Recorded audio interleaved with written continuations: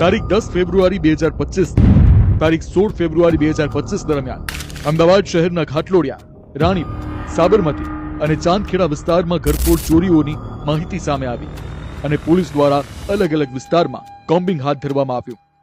DCP zone 1 ની LCB ટીમે 150 થી વધુ સીસીટીવી ફૂટેજ તપાસી અને ટેકનિકલ એનાલિસિસ કર્યું અને તેના આધારે પોલીસને આરોપીઓ સુધી પહોંચવામાં સફળતા મળી. પોલીસે ઝડપેલા શખ્સોમાંથી એક મહારાષ્ટ્રના થાણે, બીજો આણંદ અને ત્રીજો અમદાવાદમાંથી ઝડપાયો છે. પોલીસની પૂછપરછમાં ત્રણેય ખુલાસો કર્યો કે પ્રથમ ગાંધીનગરથી 2 4 વ્હીલર ચોરી કરવામાં આવી હતી અને ચોરી કરેલી 4 વ્હીલર દ્વારા અગાઉ જણાવેલ તમામ વિસ્તારોમાં ચોરીઓ કરી હતી.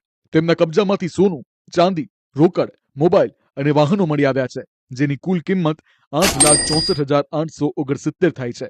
જો કે આ શખ્સો અગાઉ પણ વડોદરા, સુરત, અમદાવાદ તેમજ મહારાષ્ટ્ર અને રાજસ્થાનમાં વિવિધ ગુનાઓમાં સંડોવાયેલા હતા. જો કે હાલ ડીસીપી ઝોન 1 સમગ્ર મામલે કાયદેસરની કાર્યવાહી હાથ ધરી છે. અમદાવાદ પોલીસ સેવા, સુરક્ષા અને શાંતિ માટે સમર્પિત.